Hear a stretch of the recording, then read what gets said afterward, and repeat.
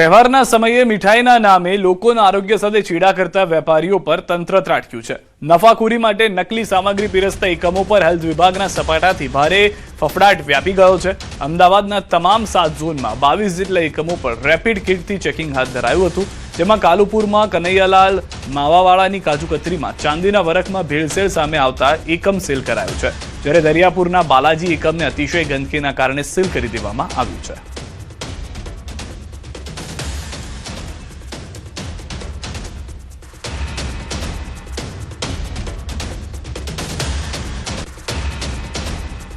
તો બનાસકાંઠાથી સમાચાર। શંકાસ્પદ ઘીનો જથ્થો ઝડપાયો છે। ખોરાક અને ઔષધ નિયમન તંત્રની કાર્યવાહી।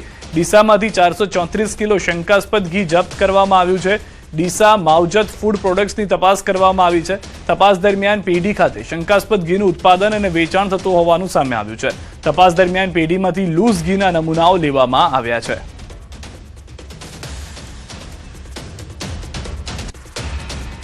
રાજકોટમાં તહેવારો પહેલા તંત્રની તવાઈ। 206 કિલો અખાદ્ય જથ્થાનો નાશ કરાયો। ફરાળી પેટીસના નામે ભેળસેળનો ખેલ ચાલી રહ્યો હતો। 45 પેઢીઓની તપાસ કરવામાં આવી। રાજકોટમાં શ્રાવણ માસ અને ઉપવાસને ધ્યાનમાં રાખીને ફરાળી ખાદ્ય ચીજોનું વેચાણ કરતા એકમો સામે રાજકોટ મહાનગરપાલિકાના ફૂડ વિભાગે ચેકિંગ હાથ ધર્યું છે। મનપાના જણાવ્યા અનુસાર શહેરમાં કુલ 45 પેઢીઓની તપાસ કરવામાં આવી હતી। તપાસ દરમિયાન 206 કિલો જેટલો અખાદ્ય અને વાસી જથ્થો મળી આવતા તેનો નાશ કરવામાં આવ્યો હતો। મનપાના ફૂડ વિભાગે સ્ટાર્ચ, ફરાળી લોટ અને અન્ય રો મટીરિયલ્સનો ઉપયોગ નિયમ મુજબ થાય છે કે નહીં તેની પણ તપાસ કરી હતી। આ દરમિયાન 11 ફરાળી પેટીસ અને ફરાળી લોટના નમૂના લેવામાં આવ્યા, જેની તપાસ બાદ વધુ કાર્યવાહી થઈ શકે છે।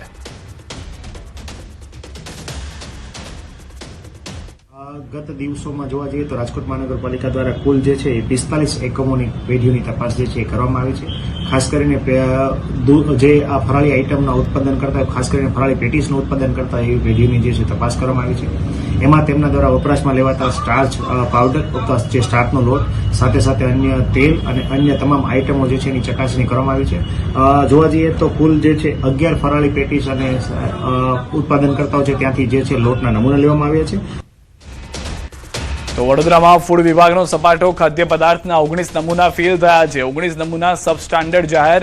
જનતા આઈસ્ક્રીમ એન્ડ જ્યુસ સેન્ટરમાં દરોડા।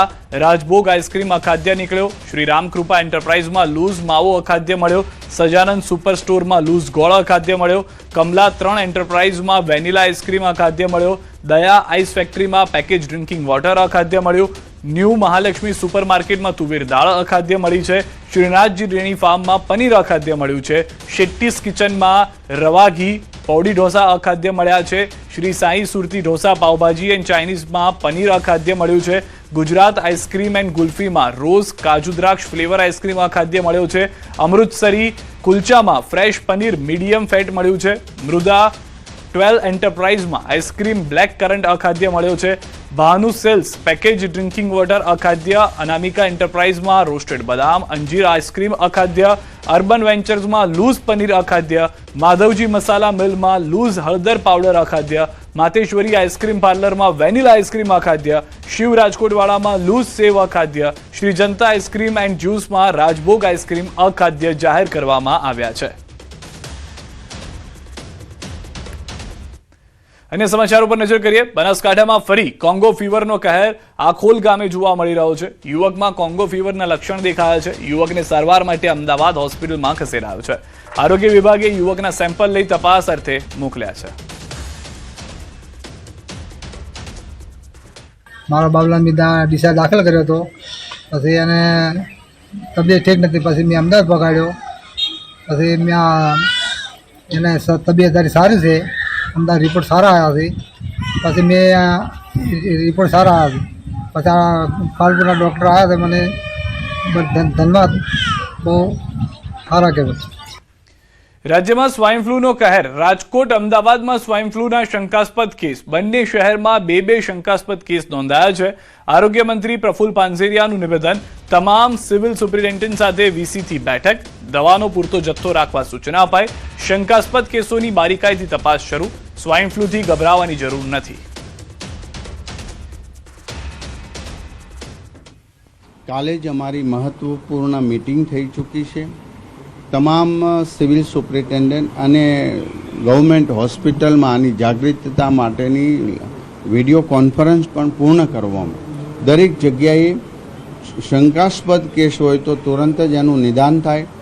અને હવે જ્યારે સ્વાઇન ફ્લૂ એક સમય એવો હતો જેનો ઈલાજ ન હતો, નવું હતું અને ડૉક્ટરો પણ એમાં સંશોધન કરી નહોતા, એટલા માટે એનો મૃત્યુઆંક હતો.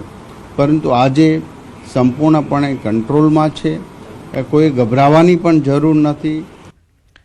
વરસાદ વરસતા જ અમદાવાદમાં રોગચાળાના ભરડામાં સપડાયેલું જોવા મળી રહ્યું છે. વરસાદી સિઝન દરમિયાન રોગચાળો વકરતા મચ્છરજન્ય અને પાણીજન્ય કેસોમાં મોટો ઉછાળો જોવા મળ્યો છે. ચાલુ મહિનામાં ડેન્ગ્યુના 147 કેસ, સાદા મેલેરિયાના 76 કેસ અને ઝેરી મેલેરિયાના 14 કેસ નોંધાયા છે, જેમાં ગોતા, ચાંદલોડિયા અને લાંબા વિસ્તારમાં સૌથી વધુ પ્રભાવિત થયેલા વિસ્તારોમાંના એક છે. બીજી તરફ પાણીજન્ય રોગચાળામાં ઝાડા ઉલટીના 273, ટાઇફોઇડના 153 અને કમળાના 52 કેસ સામે આવતા સ્થિતિ ગંભીર બની છે. આ વધતા સંક્રમણને પહોંચી વળવા એએમસી દ્વારા સીરમ તેમજ પાણીના સેમ્પલિંગની કામગીરી વધુ ઝડપી અને સઘન બનાવી દેવામાં આવી છે. છતાં તંત્રની દોડધામ વચ્ચે સાવચેતી વગરનો નાગરિક જ આ બીમારીનો સૌથી મોટો શિકાર બને તેવી સ્થિતિ સર્જાય છે. તેથી હવે રોગચાળાને નાથવા કાગળ પરની કામગીરી કરતા પ્રજાની સભાનતા જ એકમાત્ર અસરકારક ઢાલ સાબિત થશે. અમદાવાદ મ્યુનિસિપલ કોર્પોરેશનમાં હાલમાં ચોમાસાની સિઝનને અંતર્ગત મચ્છરજન્ય કામગીરી હાલમાં કાર્યરત કરવામાં આવેલી છે. આંકડાકીય દ્રષ્ટિએ ચાલુ માસ દરમિયાનમાં ડેન્ગ્યુના 147 કેસીસ, સાદા મલેરિયાના 76 કેસીસ અને ઝેરી મલેરિયાના 14 કેસીસ, ચિકનગુનિયાના 3 કેસીસ રિપોર્ટ થયેલા છે. અમદાવાદ મ્યુનિસિપલ કોર્પોરેશન દ્વારા તમામ 51 જેટલા અર્બન હેલ્થ સેન્ટરમાં, 13 કોમ્યુનિટી હેલ્થ સેન્ટરમાં આ તમામ જગ્યાએ મલેરિયાનું, ચિકનગુનિયાનું, ડેન્ગ્યુનું નિદાન થાય તે પ્રકારની કામગીરી કરવામાં આવી રહી છે. અને સમાચારમાં હવે વાત અમદાવાદમાં ભૂતિયા ડિમોલિશનની.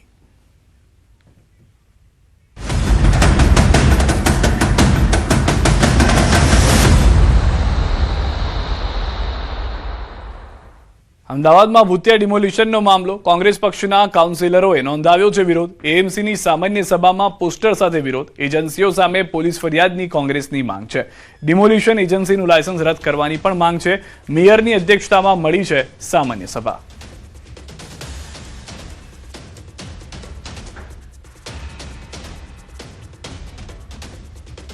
હવે અમદાવાદ શહેરમાં કોર્પોરેશનના નામે ભૂતિયા ડિમોલેશન, આટલી મોટી પ્રક્રિયા છતાં પણ કોર્પોરેશનની કોઈ પણ એની આંખ નથી ઉઘડતી. માનનીય કમિશનરશ્રીને, મેયરશ્રીને લેખિતમાં જાણ કરી છે, વિડીયોના માધ્યમથી અને એમના ઇનવર્ડ કોપીથી પણ જાણ કરી છે કે કોઈ પણ સંજોગોમાં જે લોકોએ કોર્પોરેશનના નામે એક પ્રકારનું ષડયંત્ર કર્યું છે, ડિમોલેશન કર્યું છે, એ લોકોને કોઈ પણ જેટલા પણ લોકો હોય તેના ઉપર એફઆઈઆર દાખલ કરવામાં આવે. આ એજન્સી જે રાજપૂત સિક્યુરિટી એજન્સી જેણે આ પ્રકારનું કૃત્ય કર્યું છે તે લોકોની સામે કોઈ પણ સંજોગોમાં તેમની એજન્સીને બરતરફ કરવામાં આવે. તો સુરત બાદ હવે અમદાવાદમાં ભૂતિયા ડિમોલિશનનો મુદ્દો ગુંજ્યો છે. ખાનગી પ્લોટમાં દુકાનો તોડી પાડવાના કારણે વિવાદ થયો છે. ચિલોડામાં ખાનગી પ્લોટમાં ડિમોલિશન કોણ કરી ગયું તેને લઈને રાજકારણ પણ ગરમાયું છે. અમદાવાદના નાના ચિલોડા ખાતે થયેલા ભૂતિયા ડિમોલિશન બાદ એએમસીના અધિકારીઓએ નરોડા પોલીસ સ્ટેશન ખાતે પોલીસ ફરિયાદ નોંધાવી છે. ડિમોલિશન મામલે એક વિડીયો વાયરલ થયો હતો, જેમાં બે વ્યક્તિઓએ પોતે અમદાવાદ મ્યુનિસિપલ કોર્પોરેશનના અધિકારી તરીકેની ઓળખ આપી હતી. સમગ્ર મામલે મેયરે પણ મનપાની છબી ખરડવાનો પ્રયાસ કરતા હોવાનો આરોપ લગાવ્યો છે. તો આ સમગ્ર મામલે હવે રાજકારણ પણ ગરમાયું છે. કોંગ્રેસ કાઉન્સિલર નીરવ બક્ષીએ સવાલો ઉઠાવ્યા છે. કોંગ્રેસ પક્ષના કાઉન્સિલરોએ પોસ્ટર સાથે વિરોધ નોંધાવ્યો છે.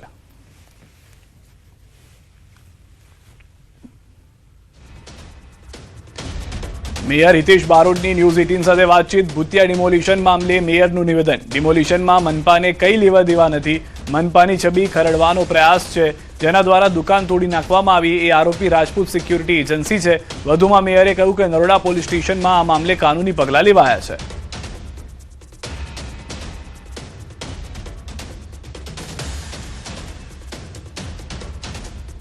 આ પ્રાઇવેટ પ્રોપર્ટીની અંદર કોઈ એજન્સી દ્વારા જે કોઈએ આ કાર્યવાહી કરી છે એમાં મહાનગરને કોઈ પણ જાતની આ ડિમોલિશન પ્રક્રિયામાં કોઈ લેવા દેવા નથી. અને કોર્પોરેશન તરત કોર્પોરેશનના નામનો ઉપયોગ કર્યો છે. એ માટે જે સિક્યુરિટી જે જવાબ આપ્યો છે, આ મીડિયાની માહિતીના આધારે ખબર પડેલી, તો તાત્કાલિક અમારા ડીવાયએમસી કક્ષાએ અધિકારીશ્રીએ તાત્કાલિક ધોરણે ત્યાં ફરિયાદ કરી છે. અને આવનાર દિવસમાં ફરિયાદના કડક સ્વરૂપમાં જો કોર્પોરેશનની કોઈ એજન્સી કામ કરતી છે તો એની સામે પણ